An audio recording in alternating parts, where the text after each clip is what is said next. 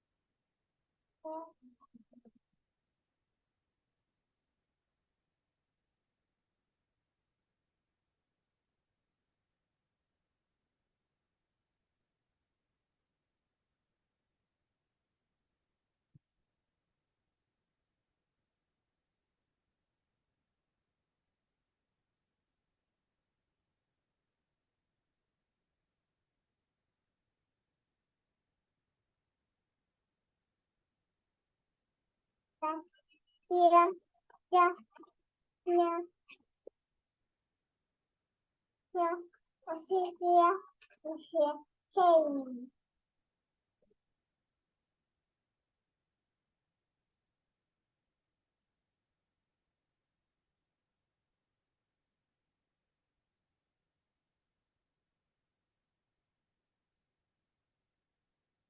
Ah, hey, yeah,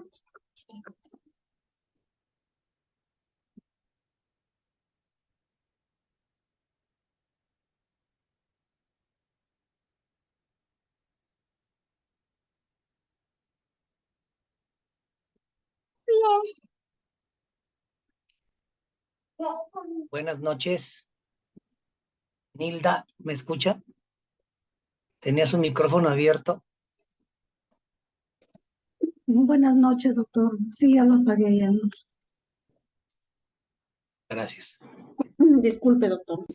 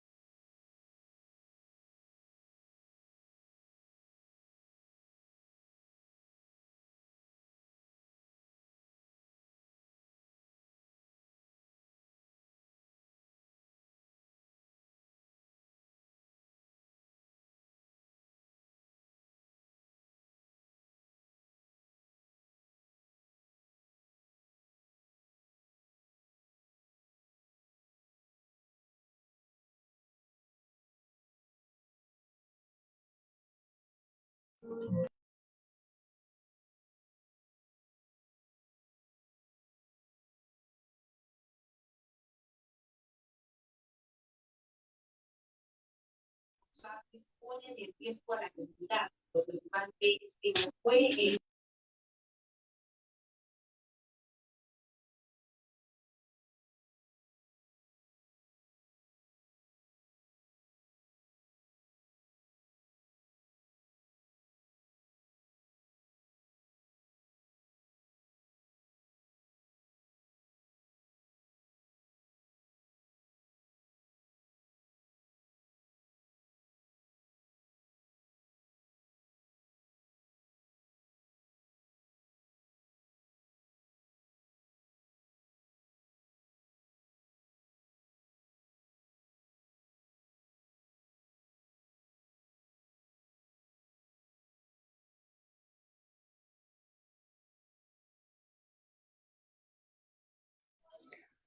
Buenas noches, estimados participantes. Les saluda Flor Maritza, asesora académica del Centro Internacional de Actualización y Formación Profesional, CIEF.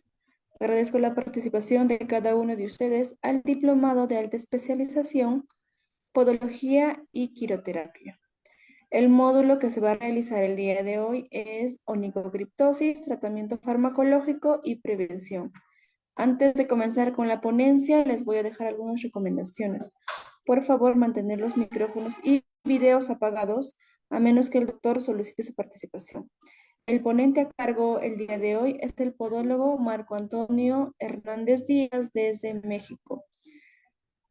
Para los participantes que desean solicitar la clase grabada, material de estudio y la certificación, les voy a dejar los números en el chat. Cualquier duda o consulta que tengan los va a responder el podólogo al final de la ponencia. Buenas noches, doctor Marco. Le doy pase a su ponencia. Muchas gracias.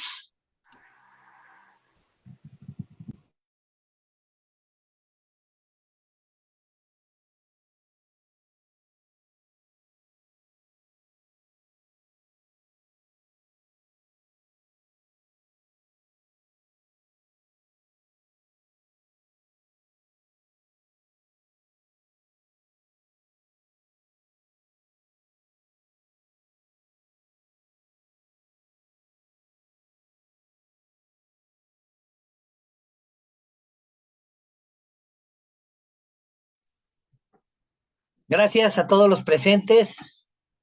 Buenas noches a todos desde México. Vamos a comenzar inmediatamente con la ponencia tan importante. Tratamiento no quirúrgico de las uñas encarnadas y su prevención. Cuando hablamos del tratamiento no quirúrgico, específicamente nos referimos en esta ocasión al tratamiento farmacológico, ya que hay una gran variedad de otros tratamientos enfocados a esta afección, los cuales no son quirúrgicos y que por lo tanto no se basan en la farma tal y cual. La inflamación y el dolor de las uñas encarnadas pues es una situación bastante compleja.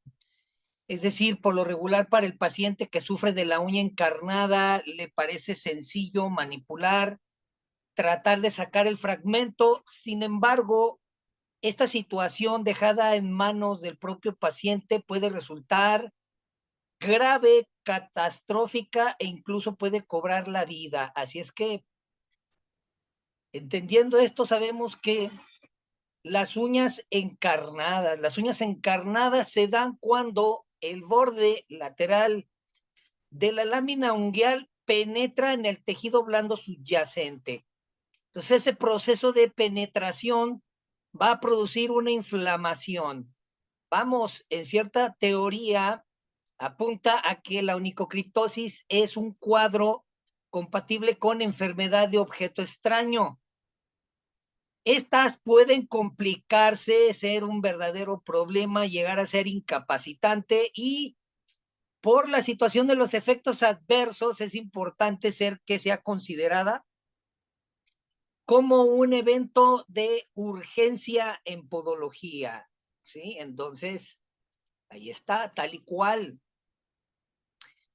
Vamos a decir que la onicocriptosis es una afección de la lámina unguial que provoca dolor, inflamación, limitación funcional, el cuadro inflamatorio, pues, eritema y edema, y a medida que avanza, la sintomatología aumenta. Parece ser que el paciente cree que puede ir en retroceso el cuadro y se da cuenta después que va en aumento. Después, con la infección localizada, el típico absceso de pus, y luego continuar evolucionando para un verdadero cuadro infeccioso, el cual puede llegar a cronificarse o de plano afectar el hueso, la falange. También conocido como uña encarnada o incarnada. Es un acontecimiento bastante corriente, el cual puede aparecer sobre todo en el primer dedo. Las uñas encarnadas o onicocriptosis son una patología inflamatoria presente prácticamente en toda la población. Se dice que al menos el 40% de la población en algún momento de su vida va a desarrollar onicocriptosis.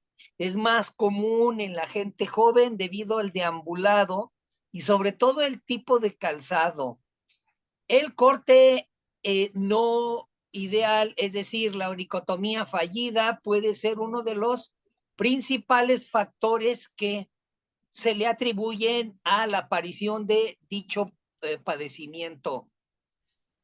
Por lo regular, la cirugía es bien aceptada como tratamiento para este procedimiento. Sin embargo, no únicamente la cirugía tal y cual, manipulación del tejido blando, sino también de la matriz proximal, la remoción del tejido edematoso, sea más, sea menos, pero sin embargo la cirugía puede llegar a complicarse y a veces hay que elaborar otra clase de tratamientos. Ya Hipócrates hablaba acerca del tratamiento de las heridas y de ulceración en cuanto a situaciones venosas. Se aplicaban vendajes en las heridas. En Grecia se sitúa Galeno de Pérgamo, otro autor prolijo en el cuidado de las heridas. Uno de los más completos investigadores de la Edad Media antigua, Galeno, lo cual nos dejó gran conocimiento en anatomía, fisiología, farmacología, neurología y como la filosofía y la lógica. Si acaso todos sus trabajos que fueron relativos por lo menos al cuidado de las heridas, se ve la idea de ser cuidadosos en la situación del cuidado, lo que encaja perfectamente con un cuadro de onicocriptosis. Galeno hablaba del pus saludable, el pus loable, y llegó un momento en que la pus se consideraba como un proceso sano en las heridas. Desde luego, ¿cuántos casos fueron llevados al extremo y aún pérdida de el miembro inferior o de la vida por dejar precisamente la idea errónea de que la pus, al menos allí, tratándose de la onicocriptosis, era normal, cosa que tuvo que ir cambiando. Se registraron casos de necrosis de los tejidos hasta que se fue entendiendo precisamente que lejos de ser sana, la pus tenía que ser removida. Secharé Magatti fue totalmente un innovador, implementó el término y el método Magatti durante el siglo XVII y XVIII, que se basaba fundamentalmente en el tratamiento de heridas oclusivas. Se pensaba que de este modo se protegía la herida de la contaminación ambiental, lo cual no estaban equivocados. De ese modo crearon cimientos históricos para los procedimientos modernos del cuidado de las heridas, lo cual en este sentido también ayudó para aquellas fechas a comprender un poco más el procedimiento y el origen de la uña encarnada. Ya para el siglo XVIII, la Academia del Royal de Cirugía, promovida por la ordenanza de Luis XV, prohibía a los barberos el ejercicio, ya que los barberos pues eran los encargados de realizar toda clase de intervenciones conocidas ahora como quirúrgicas, y para cuando Luis XV todo esto cambió. Antes, en la antigüedad, los barberos pues eran libres en su proceso del ejercicio. Hace 3500 años ya usaban piedras afiladas a modos de cuchilla. Los egipcios, ya hay registros de algunos barberos, incluso por nombre, que todavía no se olvidan.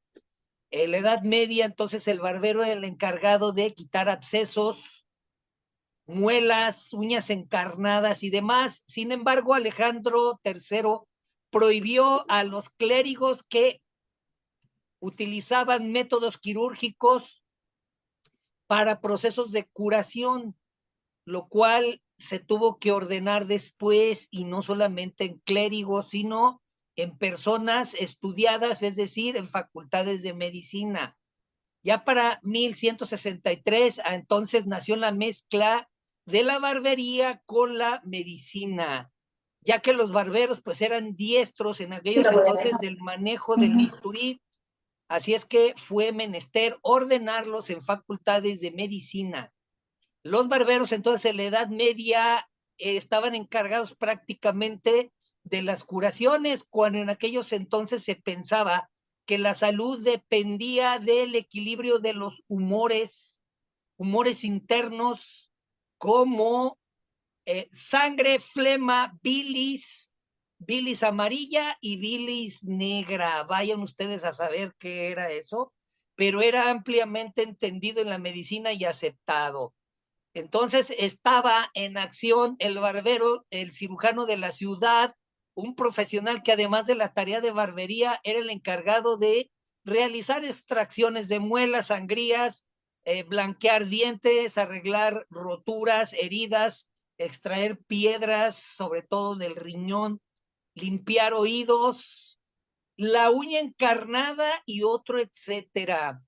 Para llegar entonces a la idea del barbero moderno, se tuvo que pasar por todo este procedimiento de las distintas ordenanzas para llegar al llamado cirujano tal y cual. Sin embargo, por mucho tiempo para llegar a ser un cirujano, bastaba tan solo con un ligero examen ante el médico real, quien examinaba al aspirante para ver si hacía apaños menores, es decir, podía reducir fracturas, heridas, realizar sangrías, dientes y demás. Así es que, pues era bastante, vamos a decir, no dificultoso llegar a ser barbero.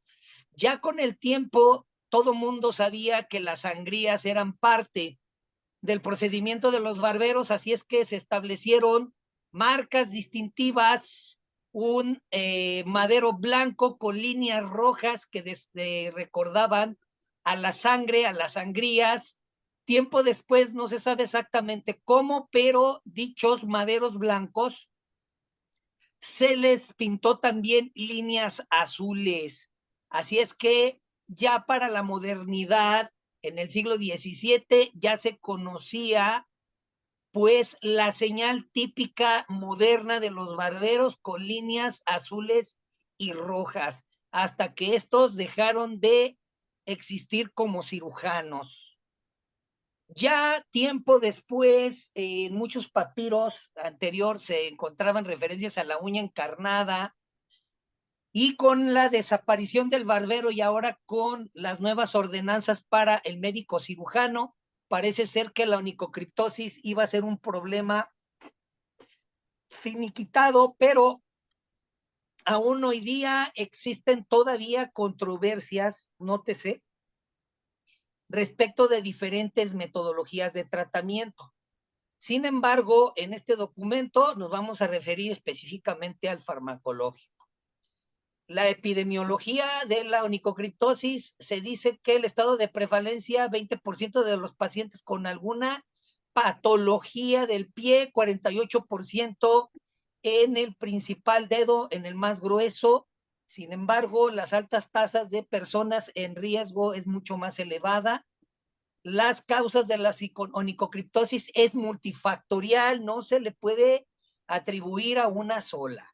El corte fallido, la onicocriptosis, perdón, la onicotomía fallida, los malos cortes, manipulación, calzado apretado, microtraumatismos, deformidades y factores congénitos como la hipertrofia ungueal, mal posición del dedo y otro, son también factores que llegan a heredarse y modificaciones intraútero, lo cual hoy día también se acepta que hay factores genéticos. Autores como Dockery y Itsusi señalan la incidencia de factores genéticos hereditarios dentro de desencadenantes etiopatogénicos. O sea que hoy día se acepta que hay una tendencia heredada genética respecto de ser favorecedora de la onicocriptosis en una alta tasa de incidencia, y decimos favorecedora, pero por lo menos si se establecen medidas adecuadas no tiene por qué suceder.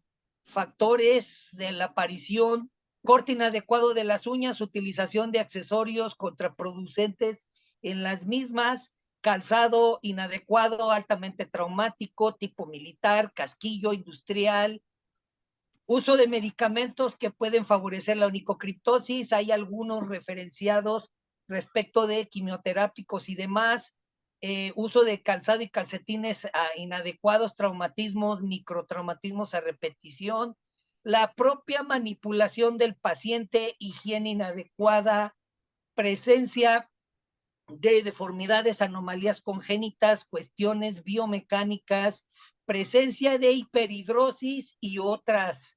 Los factores intrínsecos, la morfología, predisposición genéticas, distrofias, Mande, madre. malformaciones, hiperhidrosis, ¿Para qué? disfunciones. No, mami, no te preocupes, en serio. Sí. Creo que no me están poniendo atención, ¿verdad? Anomalías congénitas, deformidades digitales, procesos inflamatorios, ¿sí? Enfermedades sistémicas asociadas, obesidad, diabetes, artritis son uno de los factores. Respecto a las fases, es decir, el proceso del desarrollo de la onicocriptosis, inicia desde luego como un factor disruptivo rápido, altamente inflamatorio, irritativo, localizado, ahora sin infección ni presencia de granulación o pus. El pliegue no sobrepasa los límites de la lámina, no presenta entonces onicólisis. La fase 2 de absceso con inflamación, aumento de la sensibilidad, ahora ya presencia de granulación fallida, presencia de exudados serosos, etcétera, se va atenuando, lo cual permite que ahora el borde sobrepase el límite. La fase 3, ahora ya hay proceso infeccioso localizado con una granulación imperfecta. La fase 4, la inicio de onicólisis, evolución al estadio 3 con deformidad crónica, crecimiento de ambos rodetes, desprendimiento distal, y la fase 5, la onicólisis bilateral, debido al proceso inflamatorio del incluso del lecho ungueal. Respecto de la presentación clínica, tenemos aún hoy día 3 estadios reconocidos, aunque se han hecho intentos de establecer otra clasificación de 4 o 5 grados, por lo menos por la Sociedad Americana de Dermatología, esta clasificación es la más aceptada. En el primer estadio, fase inflamatoria, presenta dolor, eritema y tumefacción debido al proceso inflamatorio. Sin embargo, aún no hay presencia de exudado ni del típico granuloma hemangiótico. Estadio 2, fase de absceso, ya hay un proceso exacerbado de la inflamación, junto con los síntomas anteriores, aumento de la sensibilidad, va ahora el borde periungueal a rebasar el borde de la uña, ya hay presencia de exudados pegajosos, cerosos. Esto va a permitir que las bacterias colonicen rápidamente y sobrevenga entonces en este segundo estadio ya un proceso infeccioso localizado. Debido a esto, ahora el deambular es mucho más difícil y a veces imposible, dependiendo del paciente y la sensibilidad, y el cual puede producirse procesos microtraumáticos con la aparición de pequeñas laceraciones. En el estadio 3, la fase de granulación, que en realidad es un proceso imperfecto de cicatrización que no termina, todo ese tejido de granulación va a cubrir el surco ungueal, impide el drenaje, aumenta la presión, la infección puede ser todavía peor, ahora no localizada, sino diseminada, va a afectar todos los tejidos blandos, y aquí ya hay riesgo de un cuadro de osteomielitis, lo cual en situaciones de esta naturaleza es importante la valoración radiológica. Aquí tenemos los estadios, el resumen con las características mediante imagen, ¿verdad? Aquí están. Y los tratamientos referidos, algunos de estos conservadores, otros no tan conservadores, todavía están en controversia.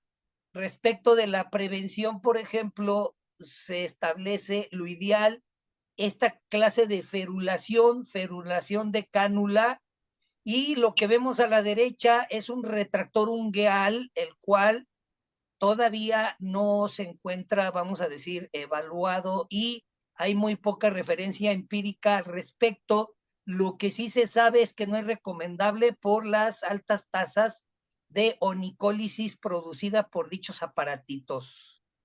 Bien, aquí tenemos igualmente, existe ante todo este proceso tardío una fase que no se incluye en la clasificación, donde el cuadro va a evolucionar hasta tal punto que la hipertrofia de los rodetes del tejido blando llegan a tocarse y ocurre una fusión del epitelio hasta formar un verdadero puente cutáneo sobre la estructura de la uña, tal y como observamos aquí. Entre los factores que contribuyen es el mal manejo de la onicocriptosis, remedios caseros, el paciente por miedo al dolor está retrasando el proceso, el aumento de la inflamación de los exudados y demás produce maceración del tejido, lo cual lo deja sin el estrato córneo y el cual permite la fusión de un tejido con otro formando dicho puente. Es pues la hipertrofia del tejido blando sobre la lámina unguial y a veces llega a cubrirla en su totalidad. Cuando llega este estadio, no hay otra situación más que la corrección quirúrgica mediante resección parcial del tejido blando, y debe de evaluarse la posibilidad de una matricectomía tanto parcial como completa. Nótese aquí y el detalle del procedimiento quirúrgico.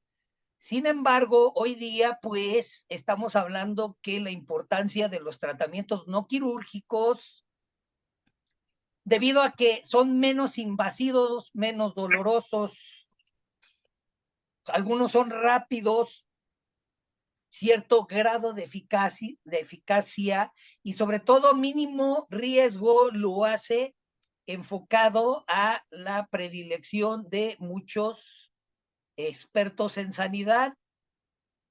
Son menos dolorosos, pueden ser, vamos a decir, realizar el procedimiento en un solo día, y los riesgos de infección son mucho menores.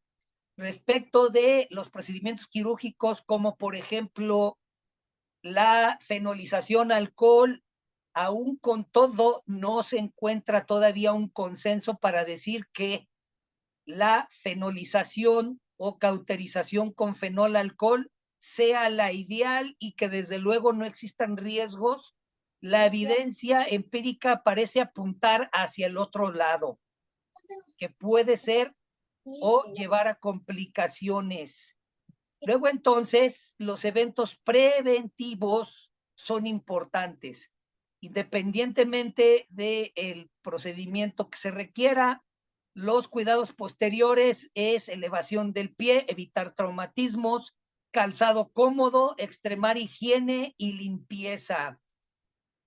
Las medidas de prevención entonces van enfocados, vamos a decir que en este sentido se puede tener un mayor éxito con eventos de prevención que de corrección. Son más simples, hay que educar al paciente en el uso adecuado del calzado que no sea ajustado, evitar la introducción en surcos de corta uñas, ganchos, metales afilados, etcétera, extremar la higiene, evitar que el propio paciente se corte las uñas, al menos cuando tienen alguna situación de fragilidad o no se les facilita. Cuando hay alguna deformidad importante, entonces se procede a dar instrucción que la onicotomía debe ser por parte del propio podólogo. Y tenemos el resumen de los eventos evaluativos de prevención. Ya mencionamos las ferulaciones, por ejemplo, las cánulas, las cuales dan muy buenos resultados en la mayoría de los casos. Es importante hacer notar el sobrepeso en algunos de los pacientes como un factor importante para la aparición. Por lo tanto, hay que verificar la integridad de los pliegues unguiales y una valoración respecto de los pacientes con sobrepeso para dar las indicaciones. Bien, sin duda que los tratamientos respecto de la onicocriptosis son variados. Hay algunos quirúrgicos, otros no quirúrgicos enfocados al láser, electrocauterio, etcétera. Sin embargo, ahora nos vamos a referir a los tratamientos farmacológicos. Aquí tenemos un ejemplo: paciente con onicocriptosis moderada severa con importante eritema y edema. Podemos observarla aquí en la imagen A. Y luego en B, resultado 3 semanas después, tras la infiltración de corticoides. Parece ser que los corticoides continúan siendo un buen elemento u opción farmacológica para el tratamiento de la gran tumefacción, eritema, el cual puede evitar el proceso degenerativo inflamatorio, ya que una inflamación sostenida en el tiempo puede ser perjudicial a los tejidos, sobre todo al tejido periungueal, debido a la presencia de múltiples elementos del sistema inmune derivados de la médula ósea, es decir, de glóbulos blancos, fagocitos, monocitos y células CD4T, etcétera, que confluyen a la zona. En el proceso altamente inflamatorio se puede producir cierto daño del tejido, lo cual va a provocar que dichas células fijadoras y presentadoras de antígeno empiecen a identificar a dichas células inflamatorias como anómalas, con el consiguiente proceso destructivo de las mismas, produciéndose verdaderos cuadros inflamatorios y procesos hipertróficos en el tiempo cuando se trata de un evento crónico.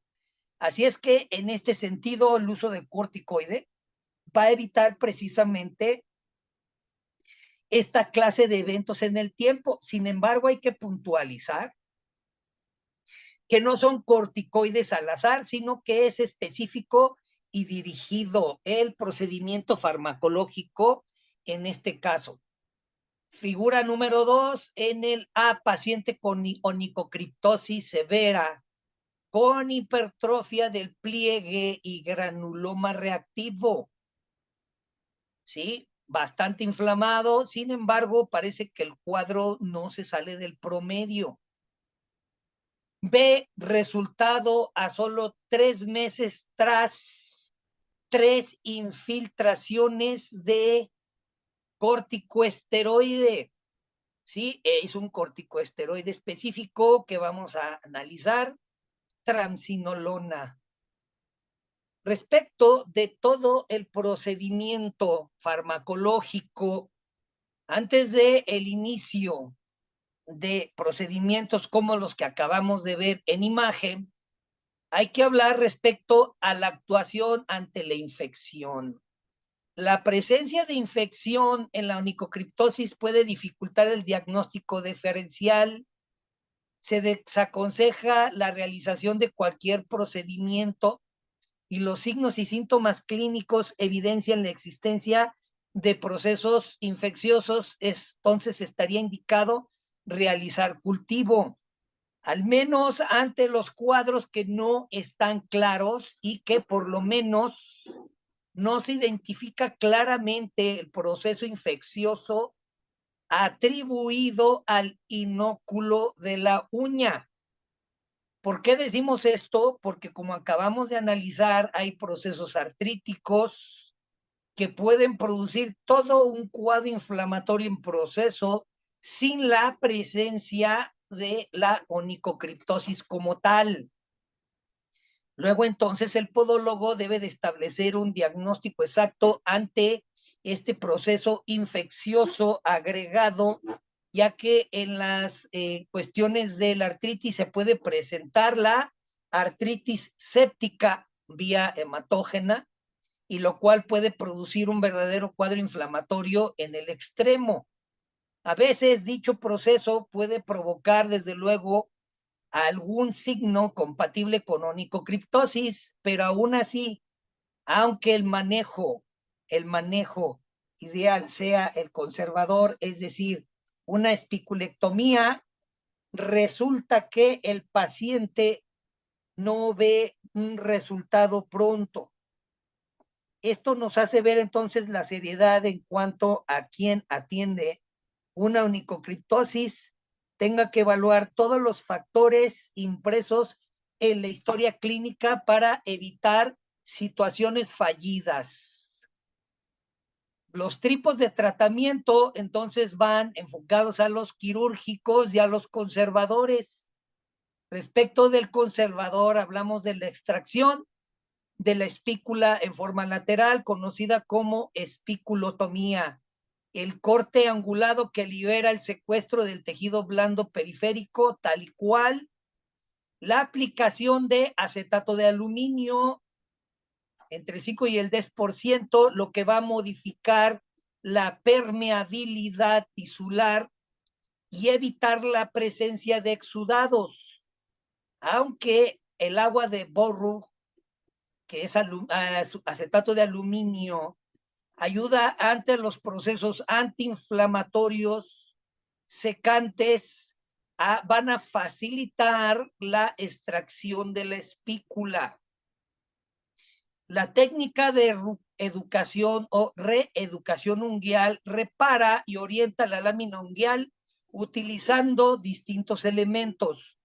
En este sentido, la profilaxis o prevención de la onicocriptosis también va a ir enfocada a dichos factores, es decir, a la reeducación unguial. Así es que hoy día se reconoce a la reeducación unguial con diversos dispositivos como la ortonictia, como una verdadera profilaxis. Las opciones de tratamiento incluyen las siguientes. Cuando nos referimos a tratamientos farmacológicos, cremas o ungüentos con corticoides, los productos de venta con receta médica pueden ayudar a curar a la piel más rápido. El proveedor de atención médica puede asistir en el proceso a que el paciente realice curas simples con parche, medicamento desinflamatorio y demás. Cuando todo esto en un proceso sea que no ha surtido efecto al menos en las primeras 24 horas, entonces se debe de evaluar la inyección de corticoide.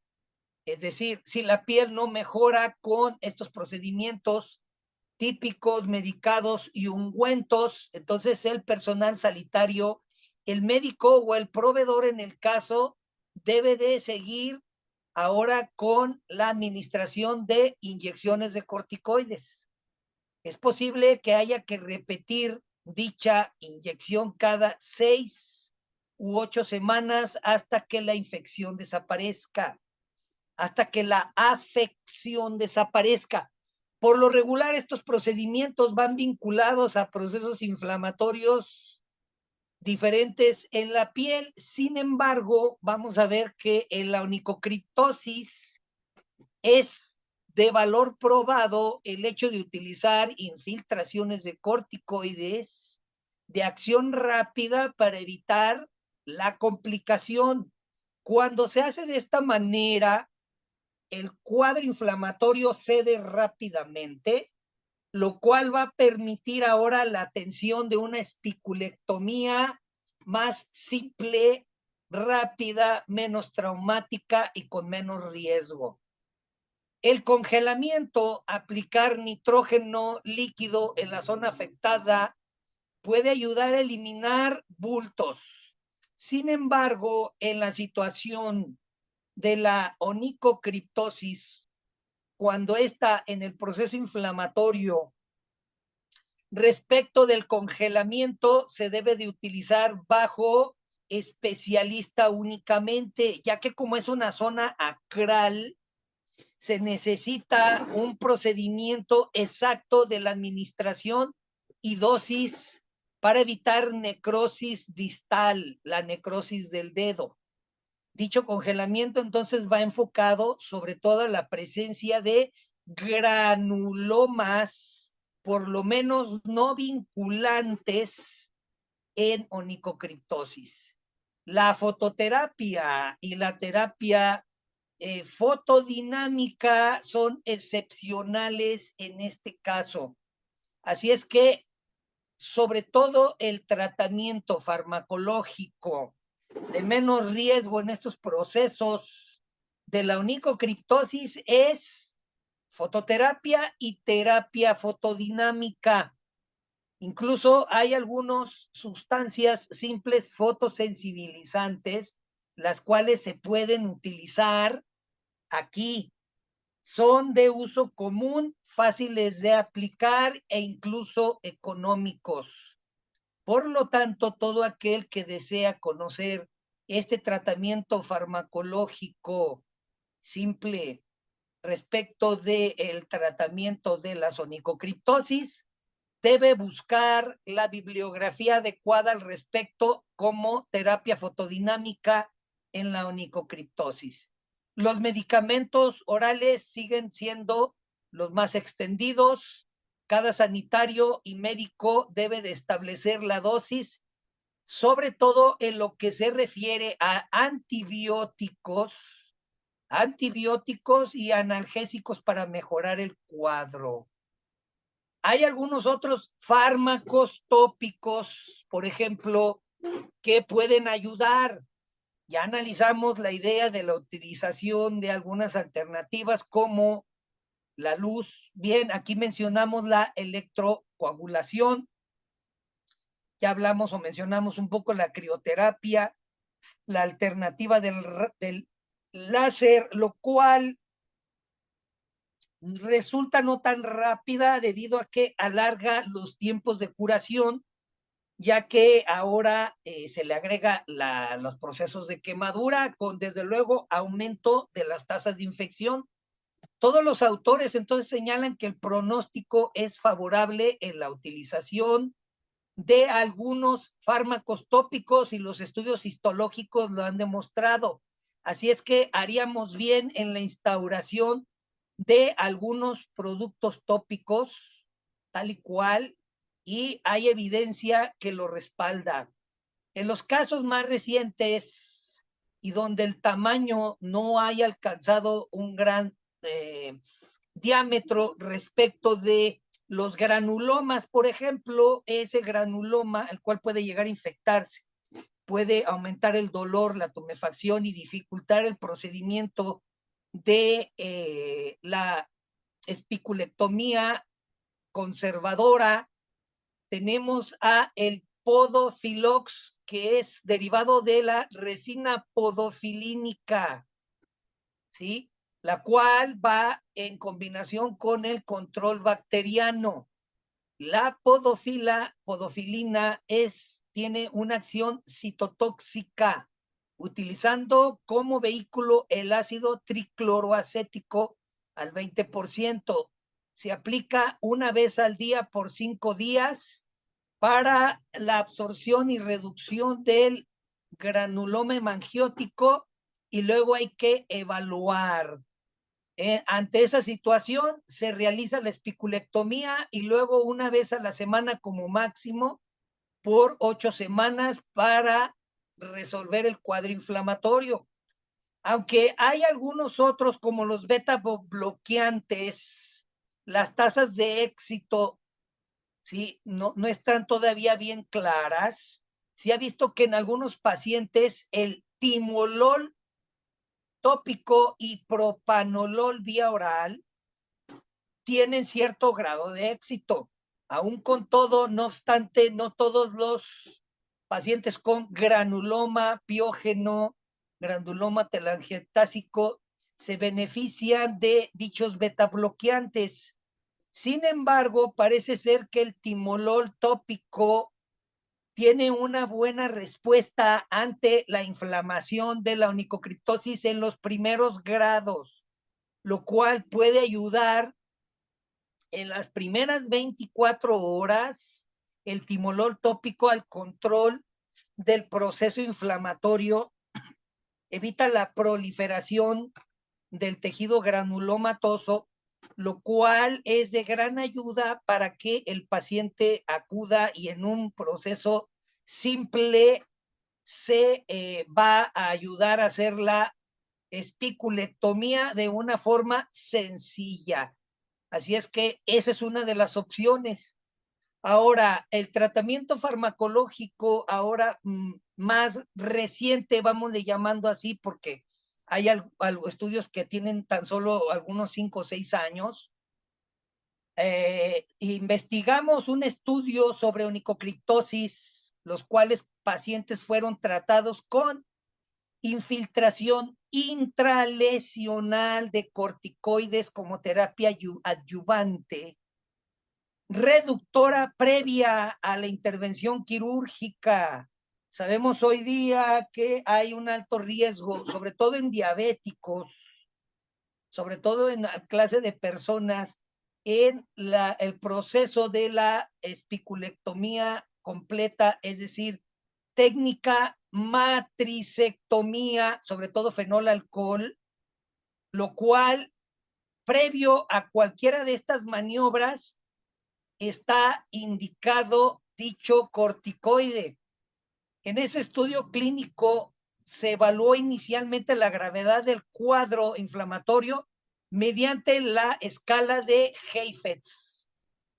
En todos los casos se inyectaron intralesionalmente a lo largo de todo el borde lateral inflamado un volumen de 0.5 centímetro cúbico de la solución comercial médica de acetónido de triamcinolona, presentación 40 miligramos por mililitro, una vez diluido a 1/5 partes en solución anestésica de mepivacaína al 2%.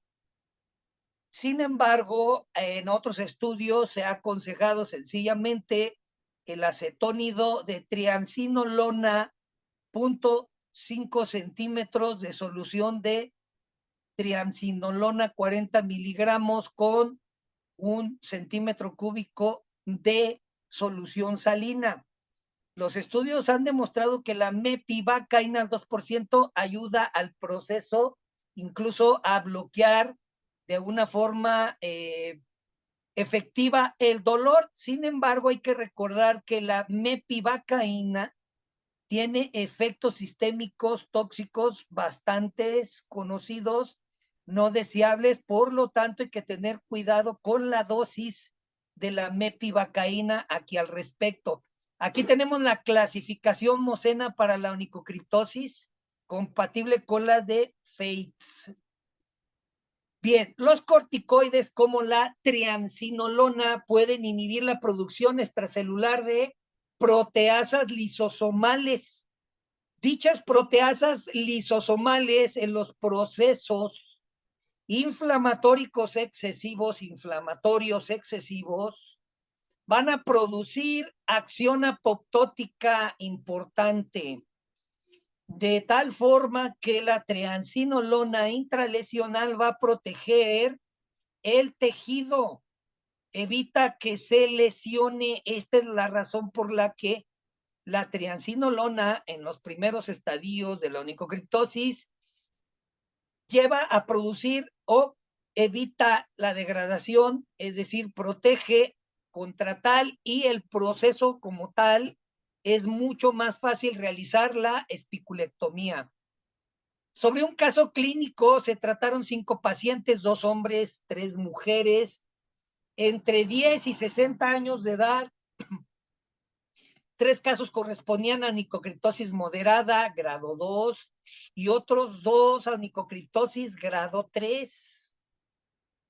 En 4 de estos pacientes, una única infiltración fue suficiente para resolver el problema y evitar la intervención quirúrgica. En otro paciente, vista la eficacia de los escasos anteriores, decimos repetir 2 veces más la infiltración con un intervalo de 3 semanas, con lo que se evitó también la intervención. La triamcinolona, entonces, se ha utilizado por largo tiempo en tratamiento de cierta clase de tumoraciones como el de células gigantes, los cuales tratamientos de células gigantes se pueden aplicar de forma continua hasta por meses, de tal manera que hablar que dar una infiltración de triamcinolona una vez por semana durante 3 semanas puede ser suficiente para evitar la mayoría de las intervenciones respecto de la onicocriptosis. Por lo menos lo ideal es la implantación de triamcinolona, una dosis infiltración, citar 2 días después, hacer sencillamente un corte oblicuo de la uña, extracción, y eso es todo. Ya no requeriría de un procedimiento quirúrgico mayor todavía, como la técnica de matricectomía, por ejemplo. Entonces, lo que estamos diciendo es que la infiltración de triamcinolona puede ser una alternativa para evitar los procedimientos de la matricectomía con sus diferentes técnicas. En estos estudios, los pacientes fueron aleccionados a un cambio importante del uso de calzado adecuado, sí, que lo deberían de adecuar, personalizándolo en lo posible al propio pie, evitando excesos del tacón, limitación del tiempo de uso, recomendando calzado abierto en el verano, aconsejando recuperar el viejo hábito del doble calzado, es decir, cambiar el calzado un día sí, otro día no, zapato, bota en el hogar, la zapatilla doméstica, es decir, calzado adecuado para la casa y calzado para la calle. Durante el seguimiento de los pacientes, entre 6 meses y a 3 años, no se evidenciaron recidivas, lo que quiere decir que el tratamiento farmacológico con triamcinolona es efectivo. Hasta la fecha, las uñas encarnadas se han tratado casi siempre de forma quirúrgica. Basta con ver las tablas de estudios de la ocurrencia, sobre todo en lo que se refiere a matricectomía, tanto mecánica, legrado como fenol alcohol, en la cual se pretende eliminar el segmento lateral y enclavada hacia el borde proximal con la destrucción de la matriz. De esta manera se persigue reducir el tejido hipertrófico para ensanchar el lecho. Parece ser que la utilización de diferentes técnicas como el hilo dental, ¿sí?, las ferulaciones, etcétera, son buenos métodos profilácticos para evitar que se provoquen las onicocriptosis en procesos de constantes y recidivas. Pero acabamos de ver que la triamcinolona tal y cual es un buen tratamiento que hoy día puede evitar llegar a procesos incluso hipertróficos tardíos. Los corticoides intralesionales son ampliamente empleados en diferentes dermatosis. Los dermatólogos están familiarizados con su uso y las indicaciones. Como vemos en los pacientes aquí recogidos en dicho estudio, respecto del tratamiento de onicocriptosis con la infiltración de corticoides, sobre todo naturaleza triamcinolona, a lo largo del todo pliegue ungueal afectado, es una opción conservadora, sencilla, realizable en la propia consulta y permite evitar muchas cirugías probablemente innecesarias y la frecuente recidiva de un problema dermatológico no exento de morbilidad. Así es que en este sentido, coadyuvando con técnicas antibióticas es un procedimiento altamente recomendable. Mencionando de las diferentes técnicas respecto de las matricectomías, continúan siendo todavía en controversia debido a la presencia de múltiples inconvenientes y ciertas tasas de recidiva, incluso entre el 10% o más, junto con el riesgo de complicaciones como infecciones. En cualquiera de estos casos, la morbilidad de la cirugía de la uña, dolor, sangrado, infección, no son desdeñables, por lo que deberíamos de optar por un tratamiento el cual no tuviera dichas limitantes, sobre todo en la cuestión de que no se recomienda esta clase de procedimientos, matricectomía a pacientes con problemas circulatorios, diabéticos o fumadores por posible isquemia, lo que todavía hace mucho más ideal la utilización de la triamcinolona en el tratamiento de la onicocriptosis. En conclusión, el tratamiento no quirúrgico con infiltración local de triamcinolona es una alternativa efectiva, menos invasiva para tratar las uñas encarnadas. Rápida recuperación, resultados notables. Se aconseja a los pacientes que consideren este tratamiento antes de la cirugía, siempre y cuando el caso no sea crónico o severo. Si esto llega a ocurrir, entonces se requiere, por ejemplo, antibiótico terapia estrecha y otro manejo, tal vez teguloplastía simple. Y una vez que esto ocurre o pequeña manipulación sin intromisión en la matriz unguial, entonces podemos utilizar la triamcinolona tal y cual. Aquí está la bibliografía. Muchas gracias. Terminamos la presentación. Espero que haya sido del agrado de la mayoría. La dejo por aquí. Bien, ¿alguna duda?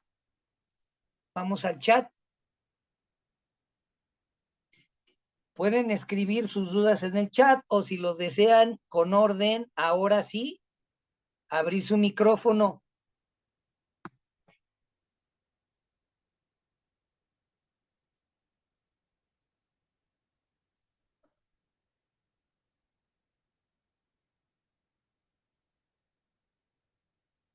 Ok, bien, dice Martín, entonces el uso de corticoides como la triamcinolona son malos, ya que tengo muchos compañeros mencionan que los corticoides son malos, provocan algunos síndromes. Ok, hay que puntualizar lo siguiente, hay que determinar que no todos los corticoides son iguales.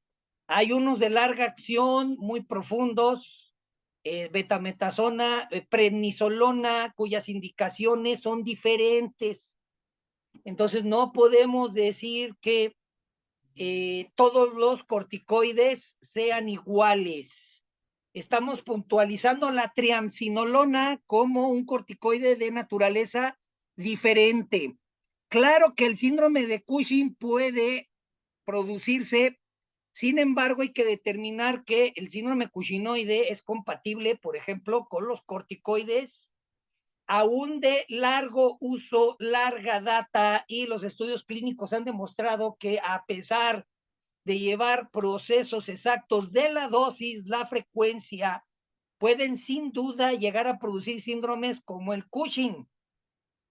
Sin embargo, podemos decir que la triamcinolona, debido a la poca dosis que se recibe y las pocas infiltraciones que esta ocurre, hasta ahora los estudios clínicos no nos han demostrado la aparición de cuadros de situaciones de disfunción suprarrenal, eventos corticoides tardíos, como el síndrome cushingoide, no está vinculado a la transinolona, ¿ok?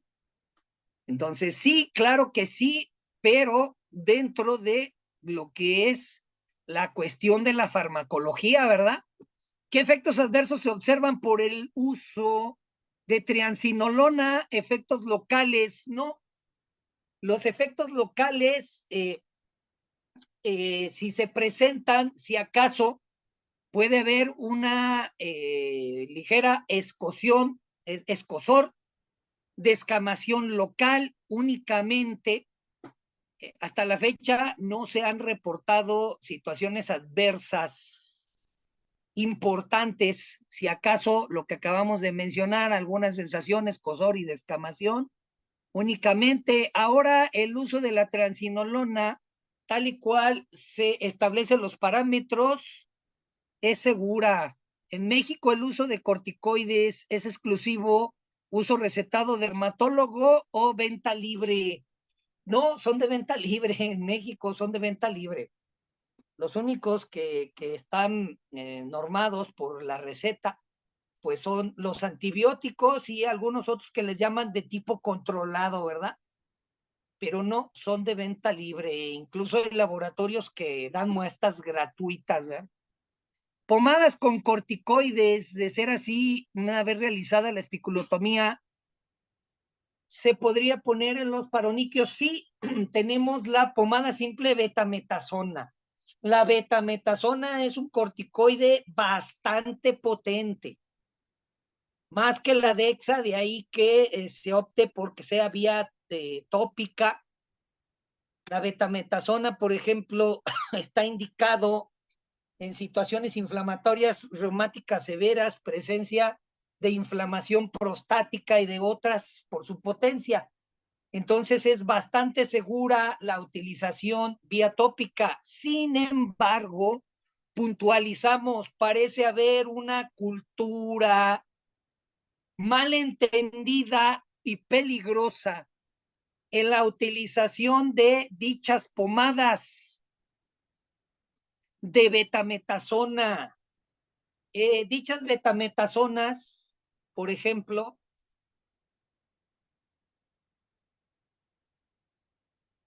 las betametasonas se administran en conjunción con clindamicina, por ejemplo, antibióticas. Entonces, se puede producir verdaderos cuadros lesivos como atrofia cutánea, la llamada lesión del pañal, porque parece ser que hay bebés que los dejan ahí con los pañales, desarrollan la dermatitis del pañal y entonces es aplicación y aplicación y aplicación de betametasona, corticoides tópicos, llegando a producir verdaderos cuadros de atrofia cutánea.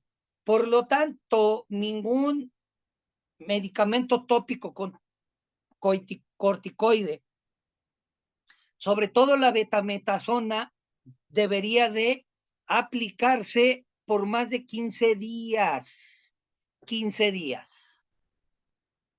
Ortonixias, y las recomiendo usar, sí, solamente que respecto de las ortonixias hay que estar conscientes de todo lo involucrado, ¿verdad? El paciente, tipo de paciente, la gravedad, el grado de la convexidad de la lámina, otros factores asociados, el tipo de ortonixia, la atención que se le va a aplicar, una evaluación completa y un diagnóstico exacto. Me he topado con casos donde se administró ortonixia por bastante tiempo y resultó que el paciente tenía exostosis subungual.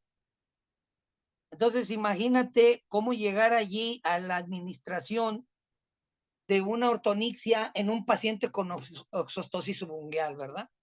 Entonces, si alguien ha escuchado al respecto de las ortonixias, declaraciones como la siguiente: no, pues no funcionan, no es que, Pues en efecto, lo que pasa es que diagnostican mal y no saben administrar, desde luego, el procedimiento de la ortodoncia, porque tiene bastantes éxitos cuando son bien administradas, ¿sí? Las marcas más comunes conocidas en México, betametasona, Quadriderm, Beadvance, son unas, sí, vienen combinadas, gentamicina, betametasona.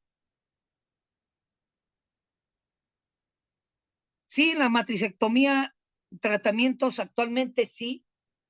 Sí, respecto de la matricectomía, yo prefiero la técnica mecánica con broca de cirugía mínima invasiva. Sí, se puede administrar de esta forma. Barnicil es otro, sí. Sí, y muy difundido su uso, Martín, a tal grado que parece que es vicio. Se usa con falta de responsabilidad.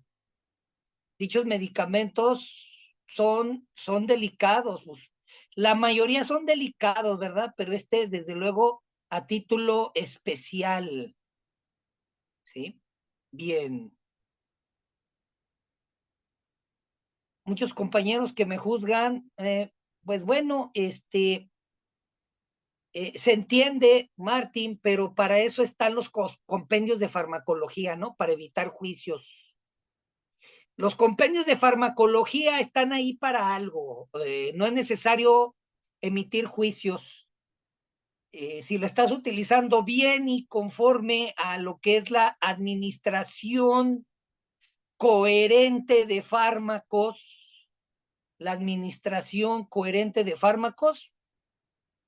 pues sobran los juicios, ¿no? No importa, ¿verdad? Entonces, ahí está. Para eso es la farmacología, ¿no? Para establecer dosis, parámetros y otras cosas. Entonces, ahí que quede claro, ¿no? Entonces, pues bueno, considera si somos quiropodistas, podríamos llegar a realizar matricectomías, solo podólogos. Bien, no, cada país tiene su legislación. Aquí, la ley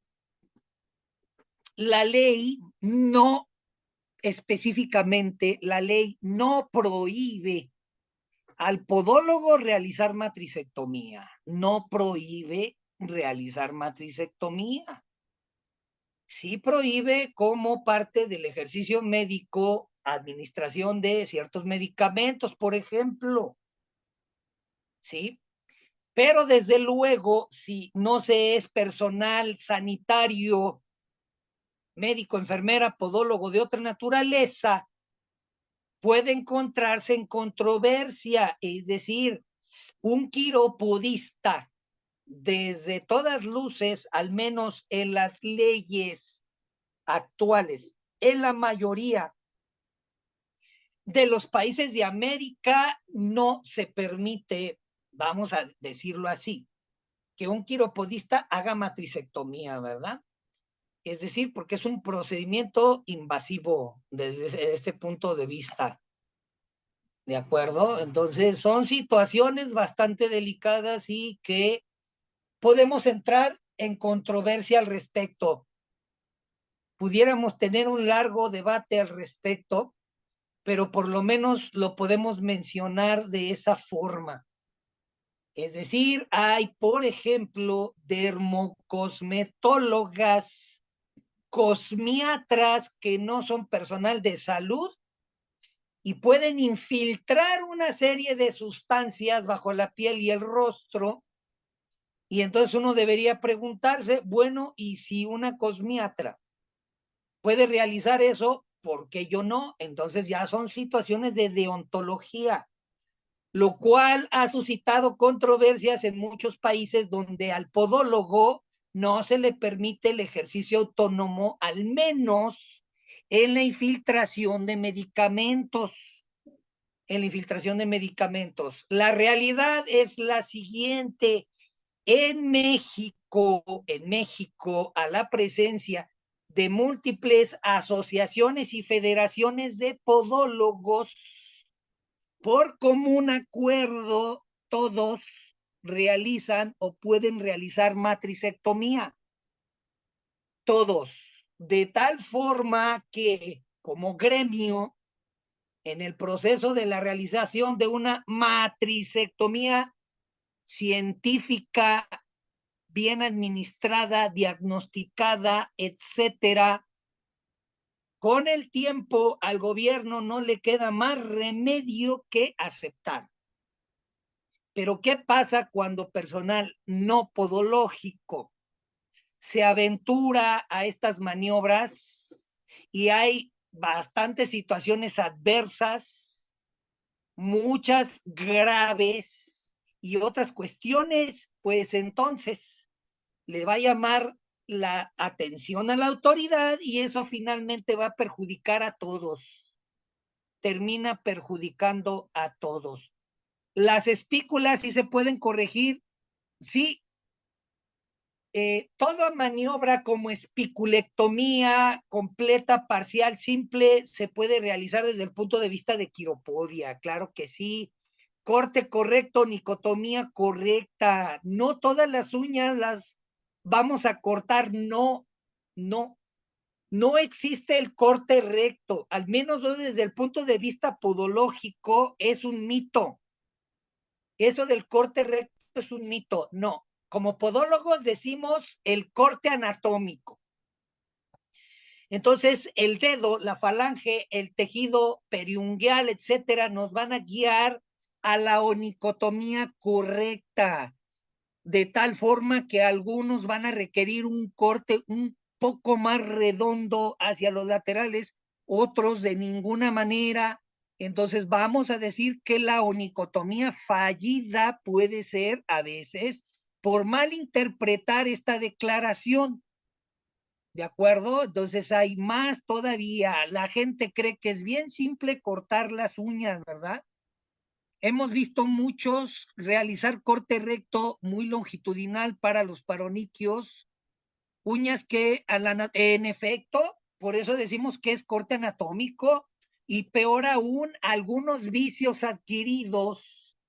Por ejemplo, en México, yo no puedo hablar de otros países, no sé, pero en México tienen la fea costumbre de mezclar todo con todo, y luego van a encontrar por ahí quien se dice hacemos quiropodia y te ponen ahí unas uñas acrílicas en los pies, por Dios, y todavía las dejan largas en los pies, y una serie de situaciones tan garrafales que uno dice, no sé de qué están hablando, ¿verdad? Mejor salte de allí y ofrece el pedicure estético tal y cual y no andes diciendo que es quiropodia o no sé. Pero vamos, aquí en México así se da, es terrible. Hay mucha gente invadiendo de forma irresponsable el campo podológico y un largo etcétera que no lo voy a mencionar en esta disertación. Hay personas que no se les encarna por un corte, desde luego. Depende, se le puede encarnar por un mal corte o puede haber un mal corte y aún así no encarnarse. ¿Por qué? Porque es multifactorial, tal y cual. Muchos pueden tener problemas desde luego desde niños, Karen, pero no siempre eso significa que están irremediablemente condenados a sufrir onicocriptosis, para nada.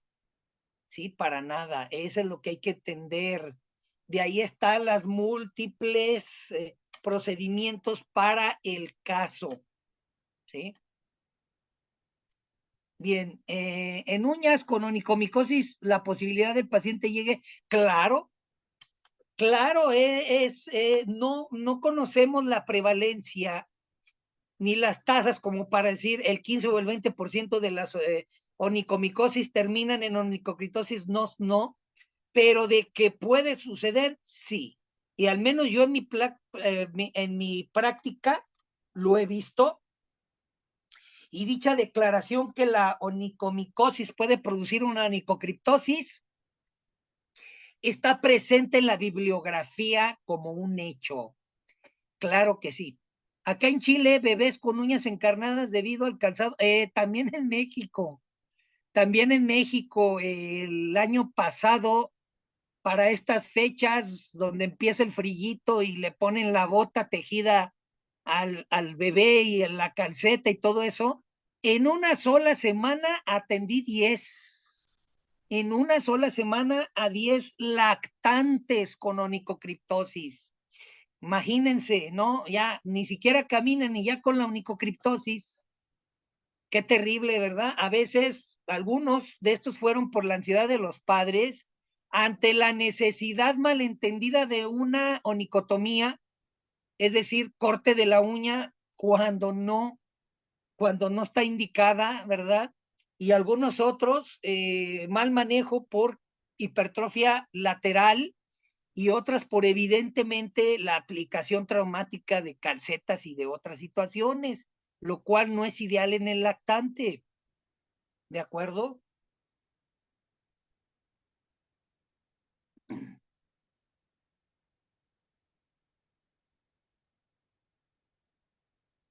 Muy bien, alguna otra duda. Dice, recomendable mencionar a nuestros pacientes que no usen calcetines, zapatos en bebés, desde luego, ¿verdad? Y no es el hecho de que no usen, hay calcetas bastante apretadas, pueden utilizarlas sobre todo en los climas más fríos, pues el bebé debe de mantenerse bien abrigado. Si va a utilizar algún tipo de calcetín que sea el apropiado, holgado, fibras muy suaves, etcétera. Más no así la típica, esa botita tejida, la cual a veces también llega a ser traumático. ¿Ah? Entonces, es lo ideal. Sí, el pie fue, dice, incluso, fíjense, incluso cuando el bebé empieza a caminar, debería de caminar descalzo. La nocicepción, la propiocepción y todo en el bebé está pero tan desarrollada que es necesaria para su, vamos a decir, adaptación neurológica de la marcha. Si a un bebé que está aprendiendo a caminar le pones el zapatito y todo eso para que empiece, va a adquirir vicios de la marcha. El caminar no va a ser el ideal, va a estar batallando, se va a tropezar, se va a ir cayendo, etcétera. Es por eso que a veces los niños batallan mucho para aprender a caminar con las botas, de ahí se andan cayendo y tropezando con el calzado. No, bebé que va a aprender a caminar debe de hacerlo descalzo. Y cuando estoy hablando que el bebé lo haga y aprenda descalzo, estoy hablando en un entorno seguro y controlado, la presencia del adulto, ¿verdad?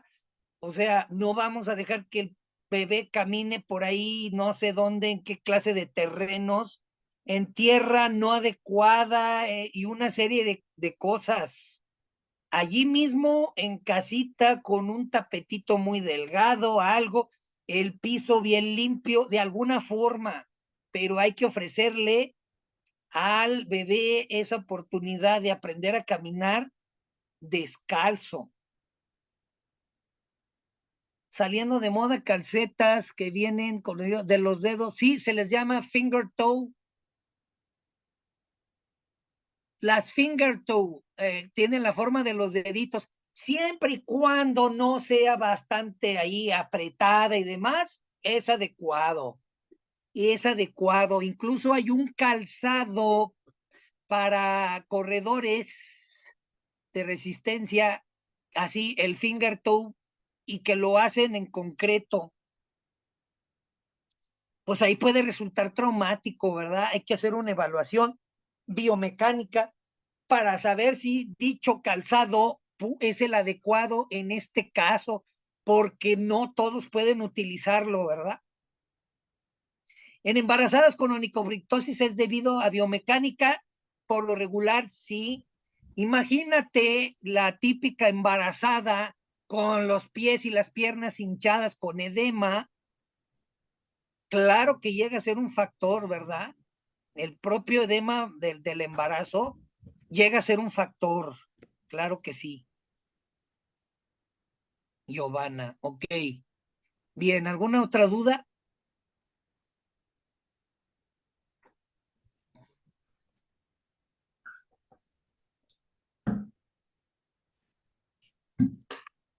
Hola Marco, vamos entrando apenas. Ah, hola, ¿qué tal? Muy bien. Bueno, lo interesante es que ahí está la clase grabada, ¿verdad? Por si desean adquirir la clase y demás. Bien, ¿alguna otra duda?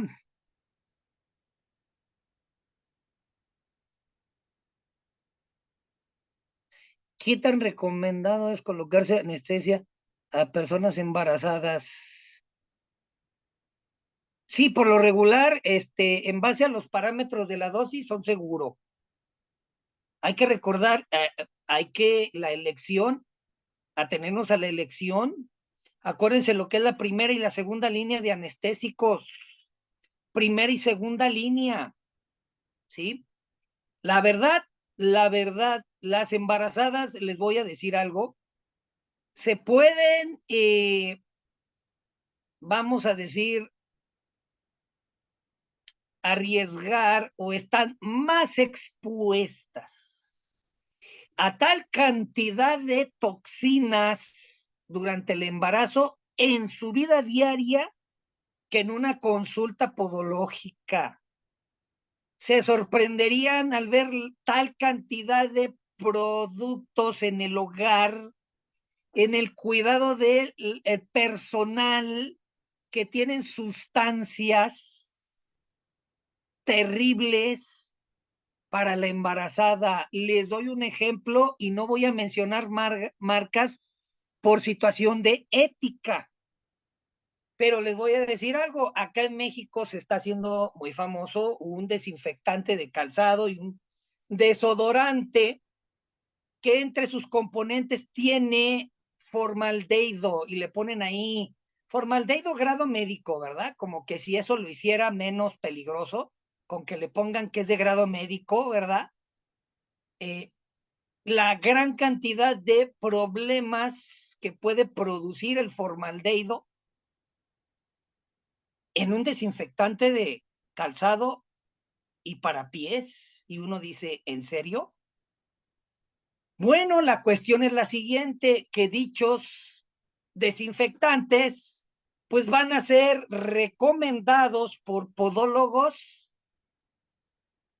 que dejan mucho que desear, que a lo mejor tendría que decirle, colega, regreses a la escuela. ¿Cómo se atreve a recomendar un producto de esta naturaleza, verdad? Entonces ahí tienen un ejemplo de cómo llega a ser más terrible un producto de uso, peor aún que te lo recomienden en atención del pie, alguien que dice ser podólogo, a alguien que te haga un tratamiento de esta naturaleza y que en comparación sea mínimo el riesgo. Obvio, el embarazo por cuestiones altamente sensibles psicológicas, se surge esa duda, pero ahí está, les acabo de decir, la norteamericana promedio tiene más de 800 productos para el cuidado personal en casa. ¿Cuántos de estos tienen sustancias prohibidas? Por ejemplo, la Comunidad Europea. No les digo la FDA porque la FDA también tiene su historia oscura. La FDA también. Entonces, no, vamos a decir de la Comunidad Europea, porque mientras que la Comunidad Europea nos enlista alrededor de 15,000 sustancias peligrosas para el consumo o utilización en humanos, la FDA reduce esas 15,000 a unas 1,500, o sea, para que se den una idea, eso es lo que estoy diciendo, ¿verdad? Existen remedios de fitoterapia para evitar la increstación de la uña. Ah, caray, no, no sé, no sé qué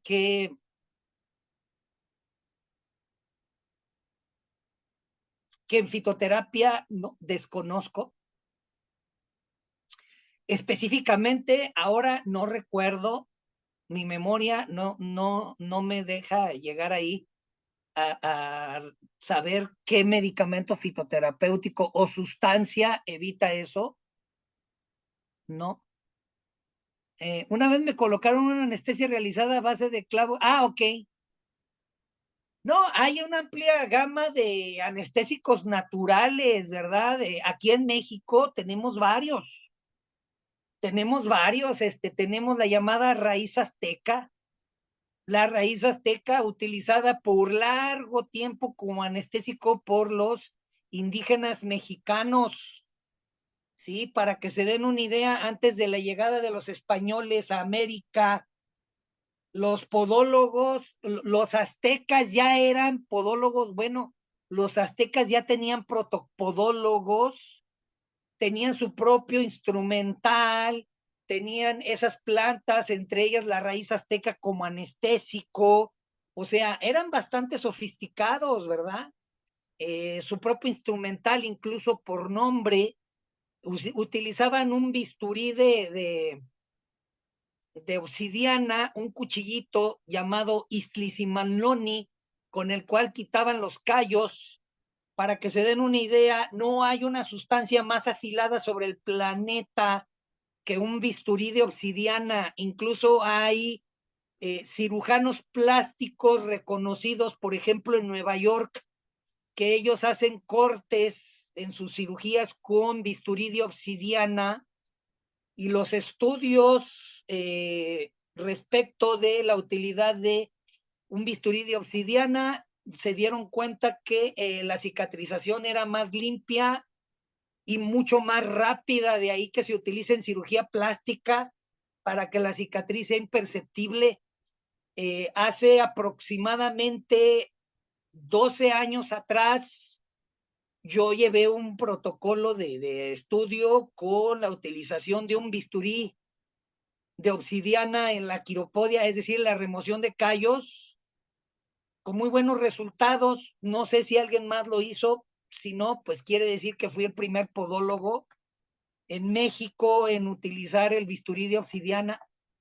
Tal vez con esto que estoy diciendo ahora ya van a surgir muchos probándolo, ¿verdad? Vamos a ver de qué forma. Incluso tengo muchas anécdotas respecto de cómo conseguí los bisturís de obsidiana, porque son muy difíciles de manipular y demás, pero vamos, este no es el espacio para ello. Alta frecuencia, ¿a usted le ha usado para desinflamar granuloma? Bueno, yo lo que he visto de una acción mucho más decidida y rápida es la terapia fotodinámica. Terapia fotodinámica. Sí, sí he visto también por ahí, ayudé a un alumno a dirigirle una tesis de la utilización de la alta frecuencia, pero fue enfocada a la onicomicosis, no en granulomas, pero yo he visto la terapia fotodinámica tiene una acción bastante rápida la terapia fotodinámica. Bien, muy agradecido todos los presentes, gracias por la interacción, las preguntas, por contribuir al buen desarrollo del tema, muy agradecido. Nos vemos hasta la próxima, entonces. A ustedes, Giovanna, hasta luego, a todo el grupo. Mis felicitaciones desde Guatemala, dice Nelson, igualmente, saludos hasta Guatemala. Nelson, también saludos hasta allá. Martín, de nada. Martín, Karen, de nada. Para servirles, Miriam. Bonita noche igualmente. Honduras, Adolfo, ok, también saludos hasta Honduras. Perú, Karina, seguido veo gente de Perú, pues sí, de Perú sobre todo, al menos en mis redes, veo mucha gente de Perú involucrada en podología. Adolfo, excelente, qué bueno que te gustó.